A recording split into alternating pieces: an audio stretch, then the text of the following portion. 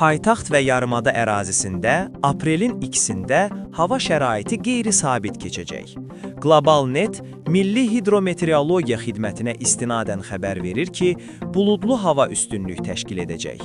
Gün ərzində əsasən yağmursuz hava ehtimal edilsə də, gecə saatlarında bəzi ərazilərdə yağış yağacağı gözlənilir. Səhər saatlarında duman olacağı və mülayim cənub-qərb küləyinin əsəcəyi bildirilir. Bakıda gecə saatlarında temperatur 10-12 dərəcə isti təşkil edəcək. Gündüz isə havanın 14-18 dərəcəyə qədər isinəcəyi proqnozlaşdırılır. Atmosfer təzyiqi normadan yüksək olsa da, 762 mm-dən 758 mm-ə qədər enəcək. Rütubət səviyyəsi isə 70-80% ətrafında dəyişəcək. Rayonlarda da oxşar vəziyyət müşahidə olunacaq. Əksər bölgələrdə havanın yağmursuz keçəcəyi deyilsə də, gecəyə doğru yağıntı və şimşək ehtimalı var.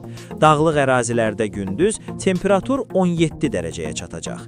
Aran rayonlarında isə termometrlər 25 dərəcəyə qədər yüksələcək.